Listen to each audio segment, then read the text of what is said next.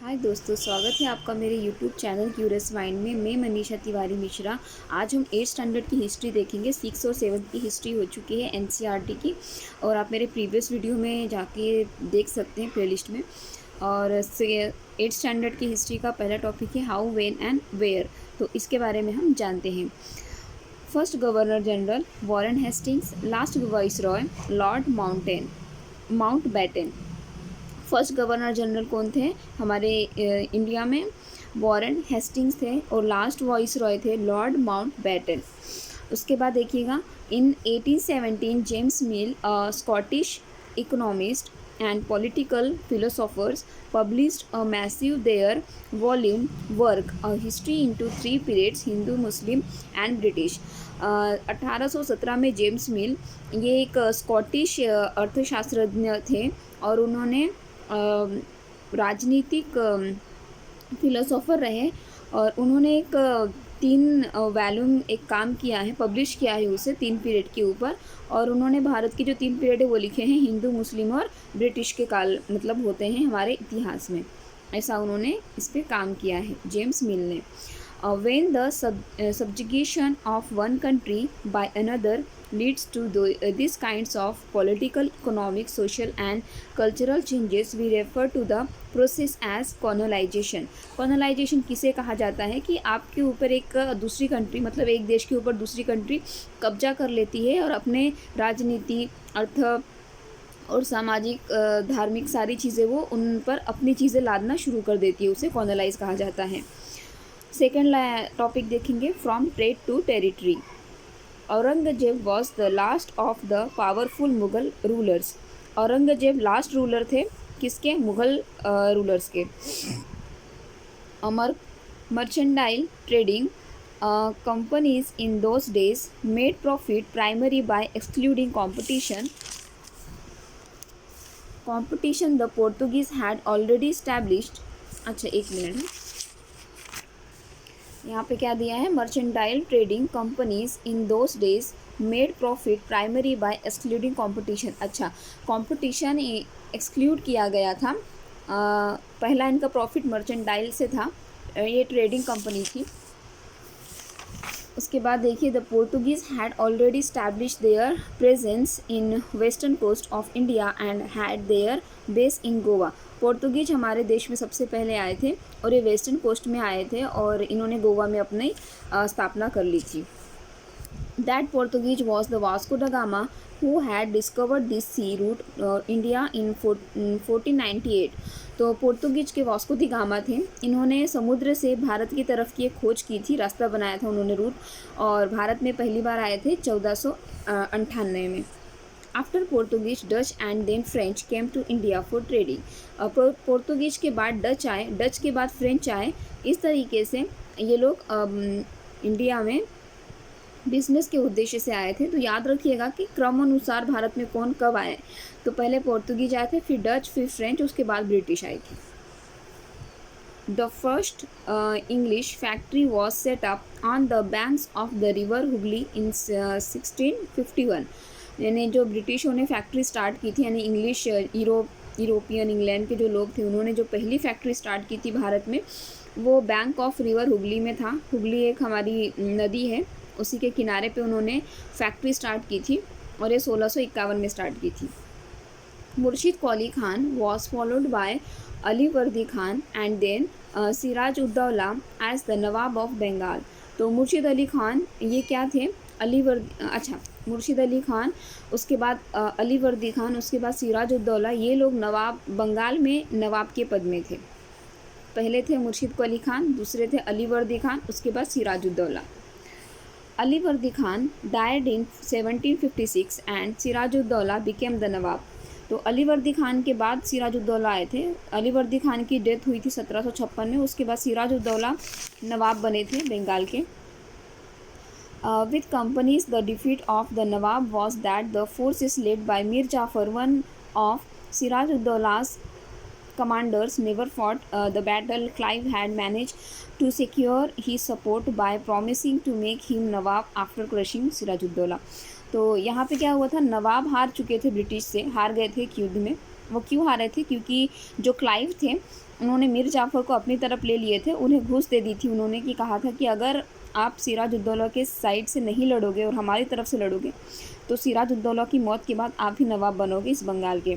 ऐसा लालच मीर जाफ़र को देकर क्लाइव ने अपनी ये जो पूरी लड़ाई है अपने काबू में कर ली थी। The Battle of Plassey became famous because it was the first major victory the company won in India. तो ये जो लड़ाई थी सिराजुद्दौला और ब्रिटिश के बीच में प्लासी की लड़ाई थी, और ये प्लासी की लड़ाई ही पहली ऐसी लड़ाई थी जिसके वजह से ब्रिटिशों को ब्रिटिश कंपनी को भारत में आने का मौका मिला था, और ये उनकी सबसे बड़ी जीत थी। Mir क्वाजिम was defeated in battle fought at Buxar 1764 with company। तो मीर क्वासिम हार गए थे कौन से लड़ाई में? बक्सर की लड़ाई में। बक्सर की लड़ाई कब हुई थी? 1764 में हुई थी कंपनी के साथ। मीर क्वाजिम और कंपनी के बीच में लड़ाई हुई थी और इसमें मीर क्वाजिम हार चुके थे बक्सर की लड़ाई में। Robert Clive had come to Madras, now Chennai, from England in 1743. He appointed governor of Bengal in 1764. He committed suicide in 1774. Robert Clive क्या थे? मद्रास आए थे पहले, अभी आज के ज़माने में हम चेन्नई कहते हैं उसे मद्रास को, और ये इंग्लैंड से आए थे 1743 में, और इन्हें गवर्नर अपॉइंट किया था बंगाल का 1764 में, और इन्होंने सुसाइड कर ली थी 1774 में।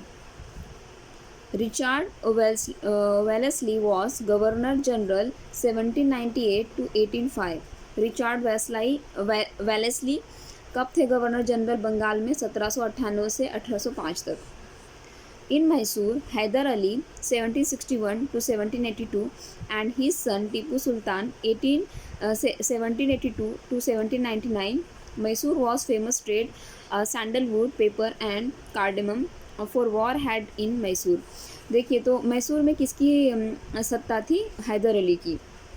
हैदर अली कब तक थे? 1761 से लेकर 1782 तक। उसके बाद उनके सन टीपू सुल्तान उनके बेटे हैं हैदर अली के।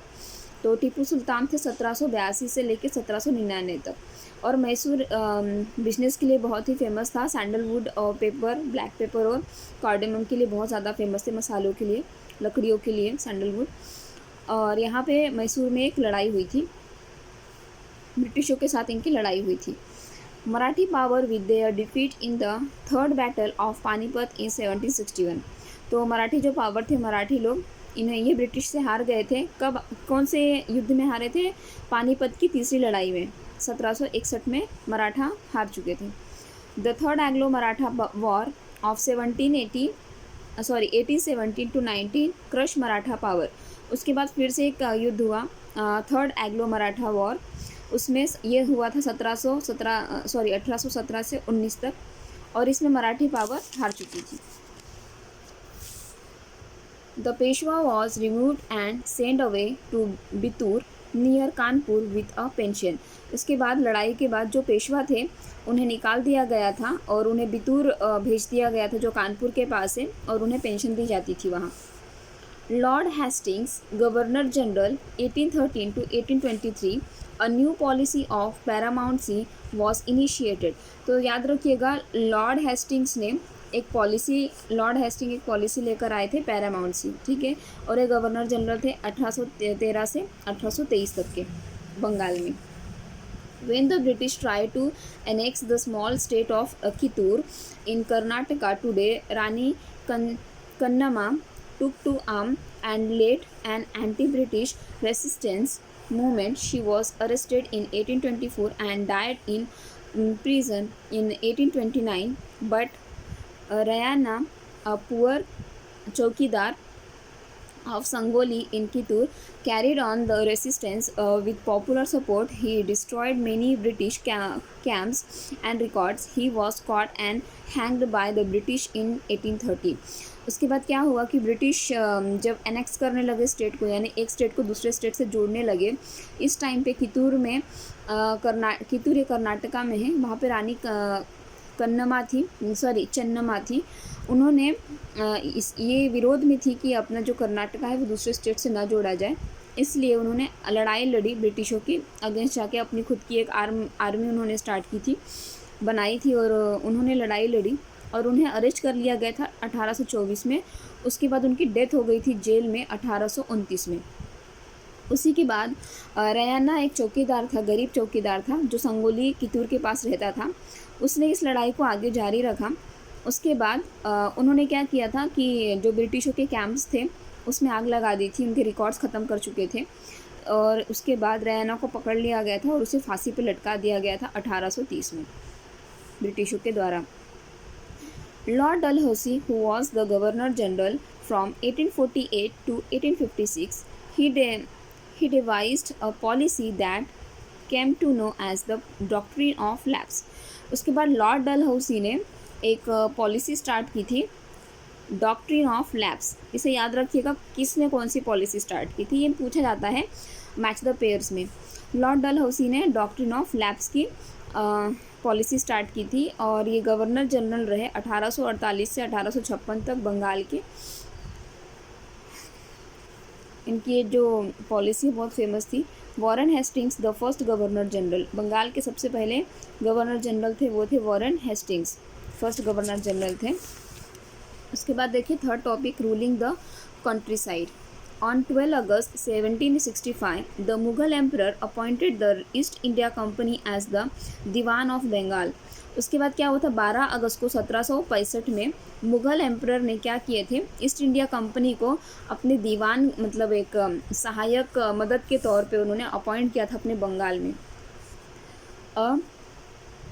अ kalamkari print created by weavers of Andhra Pradesh in India. याद रखिएगा, बहुत इंपॉर्टेंट है ये।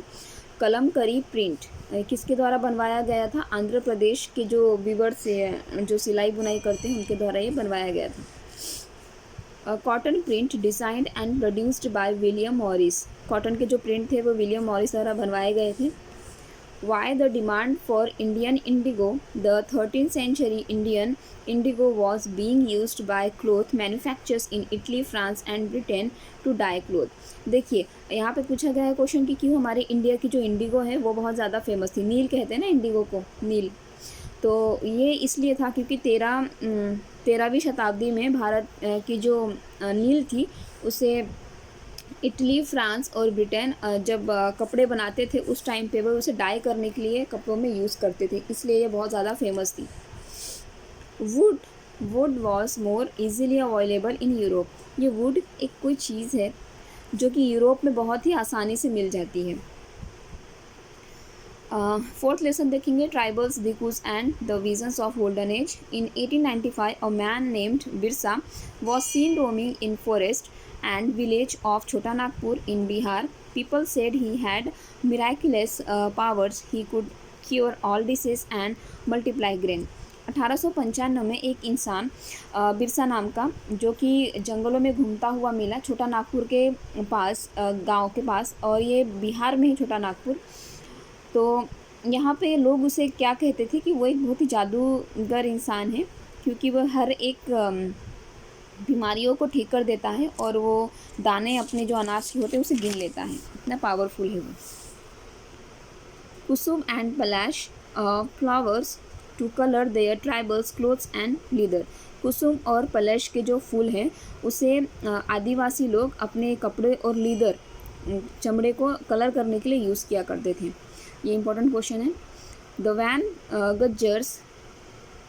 Gujars of the Punjab hills and the Ladis of Andhra Pradesh were cattle herders. The Gadis of Kulu were shepherds, and the Bakarwards of Kashmir reared goats. तो the van Gujjars यानी van लेके जो लोग चलते थे वो पंजाब के थे, वही पंजाब के हिल्स में पाए जाते थे। द लबाड़ीज कहाँ के थे, आंध्र प्रदेश के थे, और वो कैटल मतलब कि वे जानवर को चराया करते थे। गडीस कुलू ये शेफर्ड थे, और भाकर वर्ल्ड्स भी थे जो कि गोट रखते थे। ये लोग कश्मीर में पाए जाते थे। तो ये कहाँ से बिलोंग करते हैं ये याद रखिएगा, इसके क्वेश्चन पूछते हैं इस पर। Hazaribagh in present day Jharkhand was an area where the Santals reared cocoons. तो हजारीबाग मतलब झारखंड के पास जो है वहाँ पे संथाल की जो आदिवासियों की जो कम्युनिटी है वो क्या करती है, कोकून्स जो मतलब सिल्क निकालने की जो काम है वो करती है, कोकून्स पालते हैं वो लोग। ये सारे क्वेश्चन एक एक वर्ड एक एक सेंटेंस आपके लिए बहुत इंपॉर्टेंट है आपके एग्जाम के लिए, कुछ भी कहीं से कुछ भी पूछते हैं। Tribals were recruited in large numbers to work in the tea plantation of Assam and the coal mines of Jharkhand.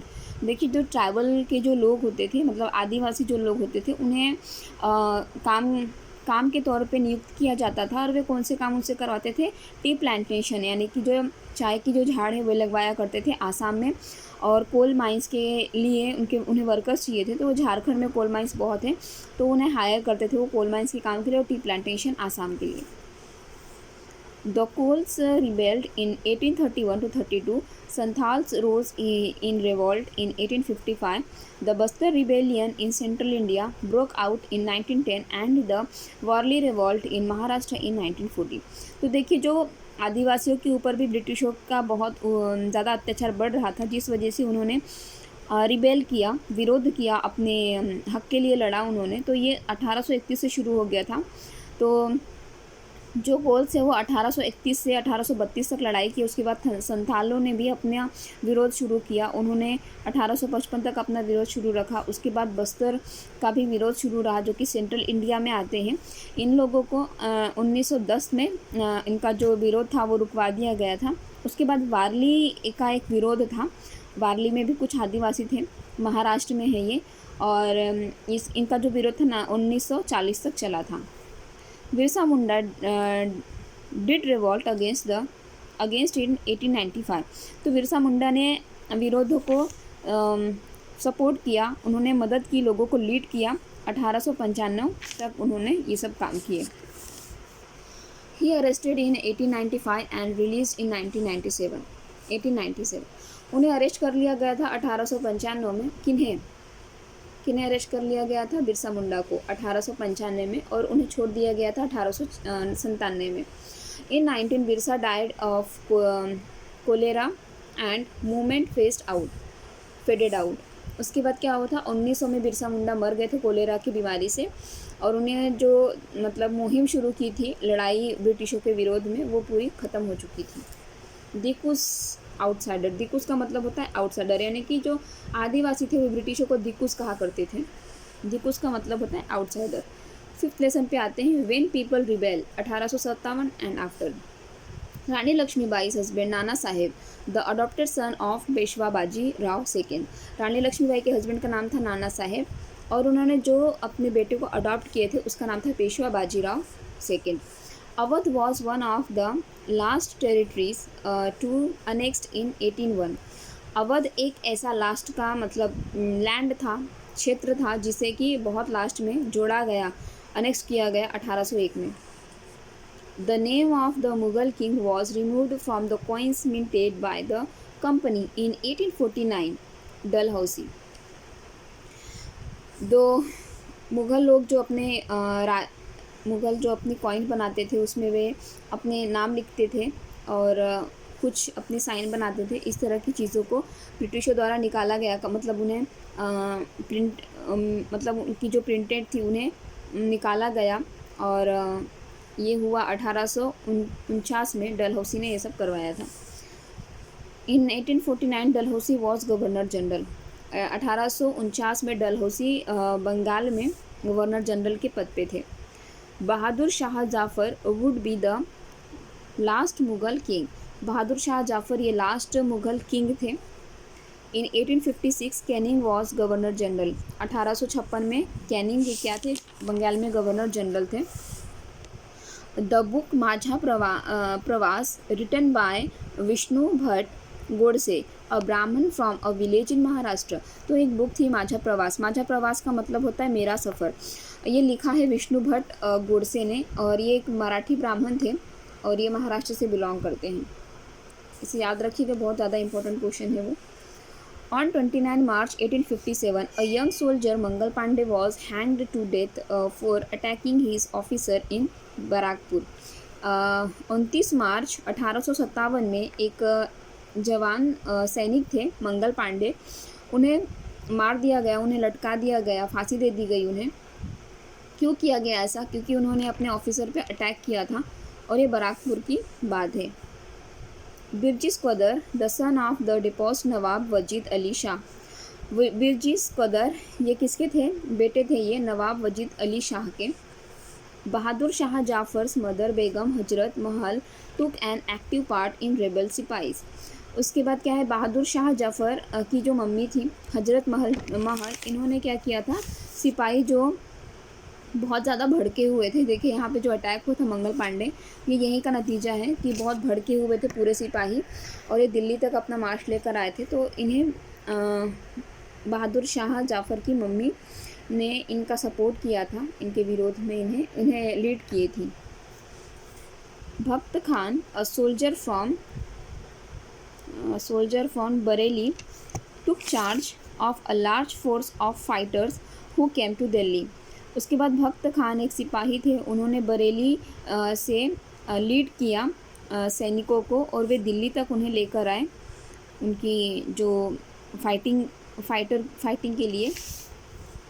Bahadur Shah Zafar and his wife Begum Zinat Mahal were sent to prison in Rangoon in October 1858। He died in jail November 1862। Bahadur Shah Zafar और उनकी जो wife थी बेगम जिन्नत महल, इन्हें jail में भेजा गया था Rangoon में अक्टूबर 1858 में, और जेल में इनकी डेथ हो गई थी November 1862। Taiping rebellion under Hong. Taiping एक रिबेलियन मतलब विरोध है। Under Hong Xiuquan in China 1850 fought against the traditional religions. मतलब चाइना में एक टाइपिंग रिबेलियन हुआ था, जो कि किसके अंडर हुआ था? होंग जिक्वेन इनके अंडर में हुआ था, और लोग लड़ रहे थे। क्यों? क्योंकि वे अपने धर्म के स्वतंत्रता के लिए लड़ रहे थे, धर्म के बचाव के लिए लड़ रहे थे। टाइपिंग चाइना में हुआ था, टाइपिंग रिबेलियन चाइना का है, और धर्म के और परंपराओं के विरोध में लड़ाई हुई थी। The British and French armed force operating in China help the emperor of the Qing dynasty to put down the Taiping rebellion. उसके बाद ब्रिटिश और फ्रेंच इन्होंने आर्म भेजी और मदद की चाइना की, और इन्होंने एम्परर की मदद की। क्विंग डायनेस्टी वहाँ पे उस टाइम पे राजा थे, जिसकी मदद किसने की? ब्रिटिश और फ्रेंच ने, और उन्होंने जो टाइपिंग रिबेलियन था उसे उन्होंने ख़त्म किया। Colonialism and the city. Calcutta was capital of British in India. Calcutta ये कैपिटल थी ब्रिटिश इंडिया की। New Delhi took nearly 20 years to build. New Delhi बनाने में 20 साल लग गए थे। The partition of India in 1947 led to a massive transfer of population. जो भारत का जो पार्टीशन हुआ था 1947 में, इसमें लोगों का बहुत बड़ी पैमाने में ट्रांसफ़र हुआ था हिंदुस्तान और पाकिस्तान में। इन 1888 an extension scheme called the Lahore Gate Improvement Scheme was planned by Robert Clark for the walled city residents। ये 1888 में एक एक्सटेंशन, एक बहुत बड़ी सी एक स्कीम आई थी जिसे लाहौर गेट इम्प्रूवमेंट कहा गया था, और इस स्कीम के प्लान किया गया था रॉबर्ट क्लर्क के द्वारा। और यहाँ पे क्या है, वॉल्ड सिटी रेसिडेंट्स के ऊपर वर्क किया गया था।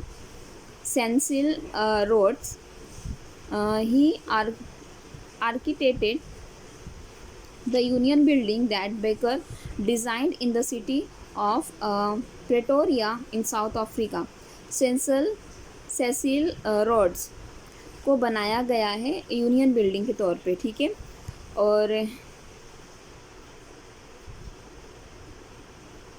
और उसे बेकर डिज़ाइन किया गया है, बेकर डिज़ाइन किया गया उसे।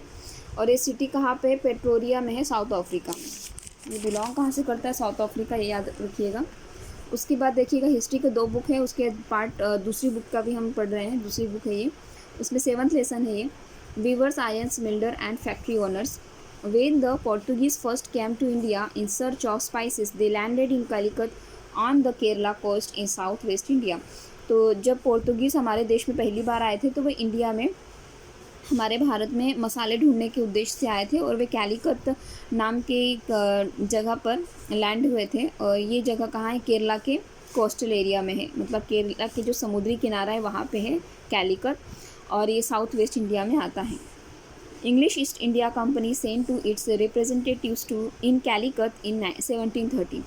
उसके बाद इंग्लिश ईस्ट इंडिया कंपनी के कुछ लोगों को भेजा गया मतलब पता करने के लिए कैलिकट के बारे में, और ये कब हुआ? 1730 में। The pieces ordered in bulk were printed cotton clothes called chintz, cossaes और खासा एंड बंदना। जो कॉटन के पीसेस होते थे, प्रिंटेड कॉटन क्लोथ होते थे, कपड़े, उसे क्या कहते हैं? चिन्स कहते हैं, कॉसेस कहते हैं और खासा कहते हैं और बंदना भी कहते हैं। Chintz word comes from Hindi word chints. Chintz जो शब्द है वो कहाँ से आया? हिंदी के शब्द चिंद से आया है। In 1720 the British government enacted a legislation banning the use of printed cotton textiles chins in England. This act was known as the Calico Act. तो ब्रिटिश में 1720 में एक नियम बनाया गया कि जो भारत के जो कॉटन के कपड़े हैं उसे ना खरीदा जाए, और इस तरीके के टेचिन्स कहा जाता था उन कपड़ों को। तो इस तरीके के एक्ट को उन्होंने कैलिको एक्ट कहा है। कैलिको एक्ट क्यों कहा है? क्योंकि कैलिकट लैंड पे वे आए थे, वहाँ से उन्हें सिल्क के कपड़ों के बारे में पता चला और इसे कैलिको कॉटन टेक्सटाइल कहा जाता था, इसलिए इसको कैलिको एक्ट कहा गया था।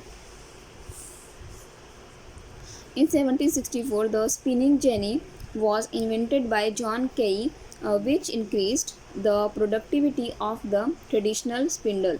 तो 1764 में स्पिनिंग जेनी एक मशीन है, इसे इन्वेंट किया गया है जॉन केई द्वारा, और यहाँ पे ये मशीन का जो प्रोडक्टिविटी है ये बढ़ाता है। जो स्पिंडल है, मतलब जो कॉटन है उसे बिनने के लिए, कॉटन से धागे बनाने के लिए स्पिनिंग जेनी का यूज़ करते हैं। इन्वेंट किया है जॉन केई ने। The invention of the steam engine by Richard Arkwright in 1786 revolutionized cotton textile weaving. तो देखिए यहाँ पे फिर से एक स्टीम इंजन का निर्माण किया गया रिचार्ड आर्कराइट द्वारा 1786 में, और ये रेवोल्यूशनाइज कॉटन टेक्सटाइल वीविंग था।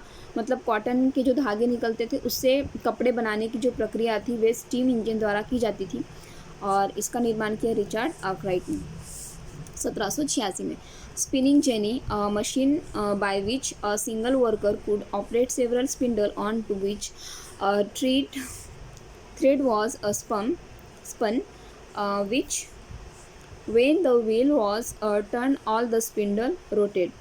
स्पिनिंग जेनी एक मशीन ऐसी है जहाँ पे एक सिंगल वर्कर उसे ऑपरेट करेगा और जो उसके धागे हैं वो निकलने शुरू हो जाएंगे कॉटन से। इस तरीके से वे जब शुरू करते हैं तो उसके सारे व्हील्स जो है घूमने लगते हैं, जिसकी वजह से प्रक्रिया बहुत ही आसानी से हो जाती है। The tanti weavers of Bengal and the julahas और momins weavers of north India, sale and kaikollars and devangs of south India and some of the communities famous for weaving. जो वीविंग मतलब क्या होता है? जो लोग बिनते हैं कपड़ों को उसे कहते हैं। तो टांडी वीवर्स कहाँ के थे? बंगाल के थे। ये कहाँ से बिलोंग करते हैं वो याद रखिए, ये मैच द पेयर्स में ज़्यादातर आते हैं। टांडी वीवर्स बंगाल के थे। जुल्हास और मोमीस ये वीवर्स नॉर्थ इंडिया के थे। उसके बाद सेल और कैकुलर ये एंड देवांग्स ये साउथ इंडिया के थे, और भी कुछ फेमस कम्युनिटीज़ हैं इनके अलावा। The charkha and the takli were household spinning instrument. तो चरखा क्या था? चरखा हम घर पे यूज़ करके उससे स्पिनिंग करते थे, कॉटन से धागे निकालते थे। Khadi gradually became a symbol of nationalism. The charkha came to represent India and it was put at the center of the tricolor flag of the Indian National Congress adopted in 1931. तो खादी क्या है? Symbol बन गया था हमारे राष्ट्रीय का। चरखा को बीच में रख दिया गया था 3 कलर के बीच में, ये एक हमारे फ्लैग का डिज़ाइन था जिसे कि इंडियन नेशनल कांग्रेस ने अडॉप्ट किया था 1931 में। The first cotton mill in India was set up as a spinning mill in Bombay in 1854। तो पहला जो कॉटन मिल है हमारे भारत का वो स्पिनिंग मिल था और वो बॉम्बे में उसे इस्टेब्लिश किया गया था 1854 में। Bombay had grown as an important port for the export of raw cotton from India to England and China। तो बॉम्बे एक बहुत ही मतलब फेमस जगह थी जहाँ से रॉ कॉटन के जो मटेरियल थे वो सभी चीज़ें एक्सपोर्ट की जाती थी इंग्लैंड और चाइना के लिए। Tipu Sultan ruled Mysore in 1799। Tipu's legendary swords are now part of valuable collections in museum in England। Tipu Sultan ने मैसूर में राज किया कब तक? 1799 तक। और उनकी जो लेजेंडरी तलवार थी वो बहुत ज़्यादा फेमस थी और जो आज एक म्यूज़ियम में, इंग्लैंड के म्यूज़ियम में एक कलेक्शन के तौर पे रखी गई है। Tipu's sword was special because the sword came from a special type of high carbon steel called woods, which was produced all over South India। Tipu की जो तलवार थी वो बहुत ज़्यादा स्पेशल थी। वो स्पेशल क्यों थी? क्योंकि उस तलवार में वुड्स यूज़ किया गया था। वुड्स का मतलब वो है जो हाई कार्बन स्टील थी उसका यूज़ किया गया था और जो कि पूरे साउथ इंडिया में बनाया जाता था। The Kannada word ukku, Telugu hukku and Tamil and Malayalam urukku meaning steel. Steel का मतलब क्या है? कन्नड़ा में उसे क्या कहते हैं? हुक्कू, उक्कू कहते हैं। तेलुगु में हुक्कू, तमिल और मलयालम में उरुक्कू, उसका मतलब होता है steel. Indian wootz steel fascinated European scientist Michael Faraday, the legendary scientist and discoverer of electricity and electromagnetism, spent 4 years studying the properties of Indian woods 1818 to 22। हमारे जो भारत में जो वुड्स स्टील बनाए जाते थे उससे बहुत ही प्रभावित होकर एक यूरोपियन साइंटिस्ट माइकल फैराडे ये बहुत ही आकर्षित हुए और ये एक लेजेंडरी, एक बहुत पुराने साइंटिस्ट हैं। उसके बाद इन्होंने इलेक्ट्रिसिटी की डिस्कवरी की और इलेक्ट्रोमैग्नेटिज्म की डिस्कवरी की। उसके बाद इन्होंने 4 साल ये पढ़ने में लगा दिए कि भारत में जो वुड्स बनता है वो कैसे बनता है। इन्होंने 1818 से 22 तक वो भारत में ही रहे। ये 4 साल उन्होंने भारत में ये स्टडी के लिए दिए कि वुड्स कैसे बनता है और कहाँ से बनता है। टिस्को का फुल फॉर्म क्या है? Tata iron and steel company इन 1912 में इसकी स्थापना हुई टिस्को की। Civilising the native education the nation in 1783। A person named William Jones arrived in Kolkata। He had an appointment as a junior judge at the Supreme Court that the company had set up। 1783 में एक person आए जिनका नाम था William Jones. वे कलकत्ता में आए और उन्हें अपॉइंट किया गया जूनियर जज के पोस्ट में। ये बिल्कुल याद रखिएगा, जूनियर जज के पोस्ट में उन्होंने अपॉइंट किया गया था सुप्रीम कोर्ट में कंपनी द्वारा। A Madras was set up in Calcutta in 1781 to promote the study of Arabic, Persian and Islamic law। Madras में मदरसा सेटअप किया गया था कलकत्ता में 1781 में पढ़ाई को प्रमोट करने के लिए, पढ़ाइयों को आगे बढ़ाने के लिए। और इसमें से कौन सी पढ़ाई थी? अरेबिक की थी, पर्सियन और इस्लामिक लॉ की पढ़ाई थी, जिसे आगे बढ़ाने के लिए मदरसा की स्थापना की गई कलकत्ता में 1881 में। The Hindu college was established in Banaras in 1791 to encourage the study of ancient Sanskrit text that would be useful for the administration of the country. Hindu college की स्थापना की गई थी बनारस में 1791 में और इसकी स्थापना इसलिए की गई थी क्योंकि जो हमारी पुरानी संस्कृति है उसकी पढ़ाई के लिए, जिससे कि हम भारत को एडमिनिस्ट्रेट कर सकें इसके द्वारा। A single shelf of a good European library was worth the whole native literature of India and Arabia। जो एक सिंगल शेल्फ की जो एक बुक है यूरोपियन की वो बहुत ही ज़्यादा वैल्यूएबल है बजाय उसके कि जो लिटरेचर है नेटिव इंडिया और अरेबिया के, एक लोकली जो लिटरेचर होती है उसके मुकाबले काफ़ी ज़्यादा यूज़फुल है सिर्फ एक शेल्फ की बुक यूरोपियन की। The English education act of 1835 was introduce. तो इंग्लिश एजुकेशन एक्ट किया गया एजुकेशन में इंडिया के 1835 में। Women caste and reform. Raja Ram Mohan Roy 1772 to 1833 Brahmo Samaj in Calcutta. राजा राम मोहन राय ने 1772 से 1833 तक वे थे, उन्होंने ब्राह्मो समाज की कलकत्ता में स्थापना की। In 1829 sati was ban. याद रखिएगा सती कब बैन हुआ था? 1829 में। Ishwar Chandra Vidyasagar used the ancient text to suggest that widows could remarry. His suggestion was adopted by British officials and a law was passed in 1856 permitted window remarriage. तो ईश्वर चंद्र विद्यासागर इन्होंने कुछ पुरानी चीज़ों को, मतलब टेक्स्ट हमारे पुराणों को लेकर उन्होंने ये दिखाया कि जो विधवाएं हैं वे फिर से विवाह कर सकती हैं, और इनके सजेशन को ब्रिटिश के ऑफिस में स्वीकार कर लिया गया, और एक उन्होंने नियम बनाया 1856 में कि जो विधवाएं हैं वो फिर से विवाह कर सकती हैं। वीरसलिंगम पंतुलु इन Madras formed an association for widow remarriage। तो वीरसलिंगम पंतुलु ये मद्रास के हैं, इन्होंने एक संगठन बनाई जिसमें उन्होंने इनकरेज किया कि विधवाएं फिर से विवाह कर सकती हैं। याद रखिएगा वीरसलिंगम पंतुलु ये मद्रास में इन्होंने काम किया था विधवा पुनर्विवाह के लिए। In North, Swami Dayanand Saraswati, who founded the reform association called Arya Samaj supported window remarriage. तो यहाँ पे देखिएगा कि जो स्वामी दयानंद सरस्वती हैं वो नॉर्थ से बिलोंग करते हैं, उन्होंने एक संगठन स्थापन की जिसे आर्य समाज कहा गया, और इस आर्य समाज में सपोर्ट किया गया विधवा पुनर्विवाह को। Tarabai Shinde, a women educated at home at Pune, published a book Stri Purush तुलना। तो ताराबाई शिंदे एक वुमेन हैं, लड़की हैं, महिला हैं, और इन्होंने अपने घर पर ही अपनी पढ़ाई की पूना में।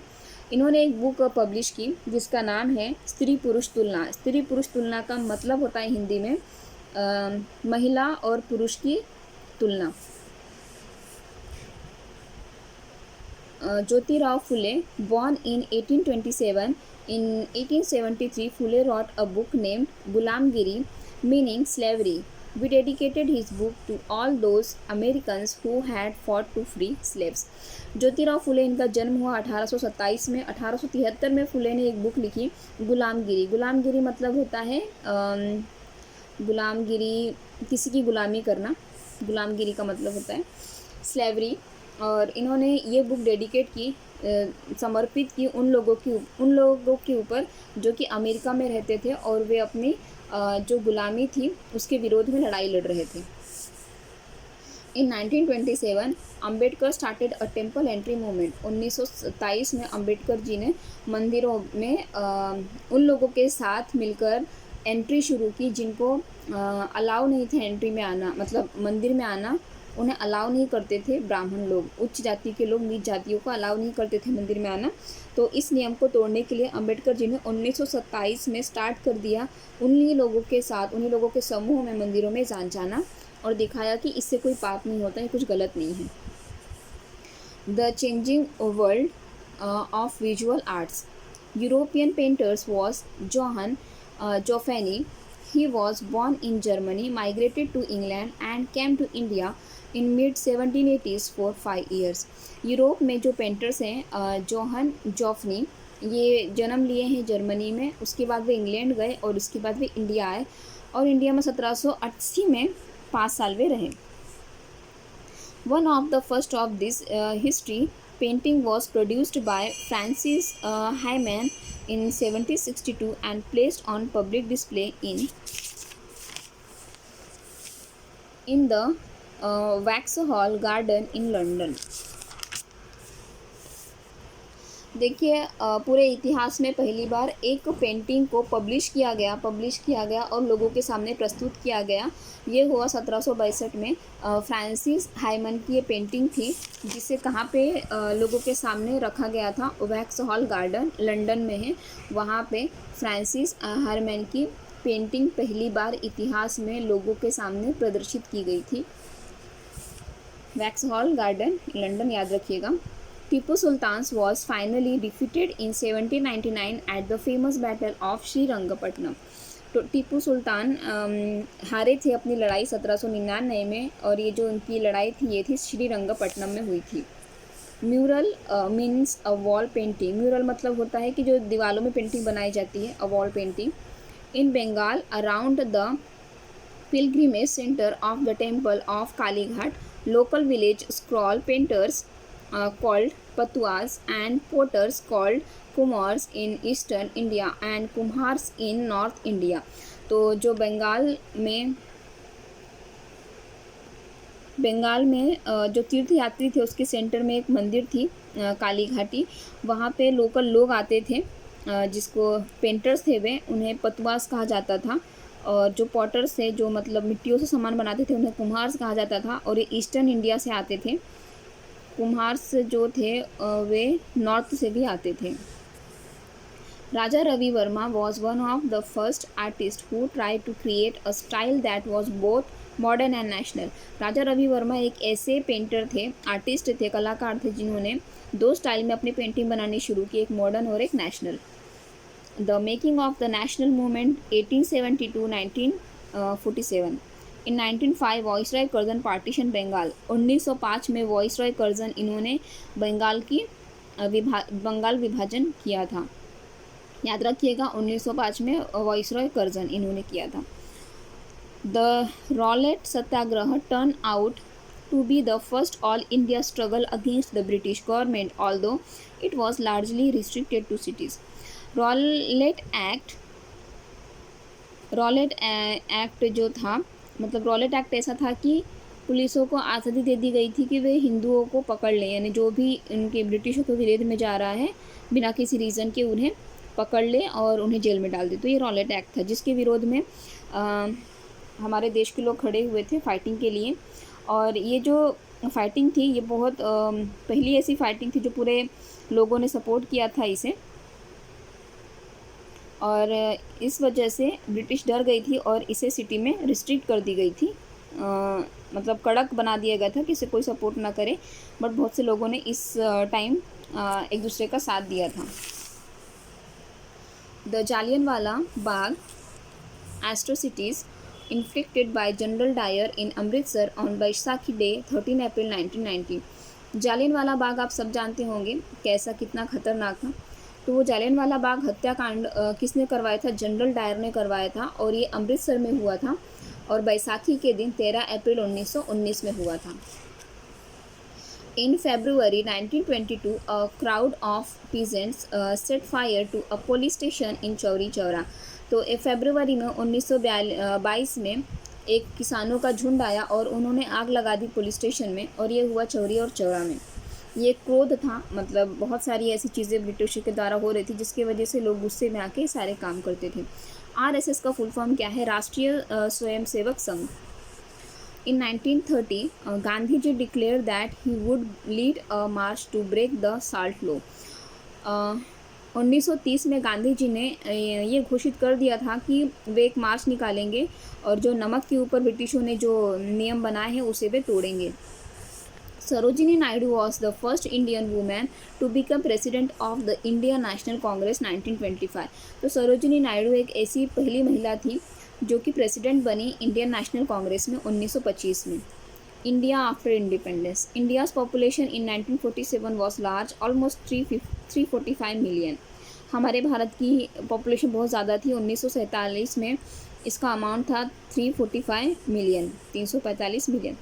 Potty Sriramulu demanded for Andhra Pradesh. याद रखिएगा पोट्टी सिरियामुलु इन्होंने डिमांड की थी आंध्र प्रदेश स्टेट की। In 1966, the state of Punjab was also divided into Punjab and Haryana। 1966 में पंजाब के भी दो विभाजन हुए थे, पंजाब और हरियाणा, यानी हरियाणा जो है वो पंजाब से डिवाइड हुआ है। 1 अक्टूबर 1953 the new state of Andhra Pradesh came into being. उसके बाद पोट्टी सिरियामुलु, क्या नाम था इनका? पोट्टी सिरियामुलु, इन्होंने जो डिमांड की थी आंध्र प्रदेश की वो पूरी हो गई थी। 1 अक्टूबर 1953 में एक नया स्टेट बना Andhra Pradesh. The bilingual state of Bombay was divided into separated states for Marathi and Gujarati. तो जो बाइलिंगुअल स्टेट है बॉम्बे, मतलब उसमें हर तरीके की लैंग्वेज बोली जाती है। तो ये एक सेपरेट कर दिया गया कि स्टेट के लिए मराठी और गुजराती इन दोनों के लिए। चलिए, आप आई होप आपको ये वीडियो अच्छा लगा होगा। और एग्ज़ाम में आप जानते हो इसके एक एक पॉइंट बहुत इंपॉर्टेंट है, कोई भी क्वेश्चन कहीं से पूछे जाते हैं। तो thank you for watching this video. अच्छा लगा हो तो दोस्तों के साथ शेयर करें, कमेंट करें कि और इसमें क्या बेहतर किया जाए, आपको और किस चीज़ में ज़्यादा मज़ा आए। आगे तो सारी चीज़ें अच्छी होंगी, बट हाँ अभी फ़िलहाल के लिए आपको और किस तरीके की ज़रूरत है तो वो सारी चीज़ें होंगी। और thank you for watching this video.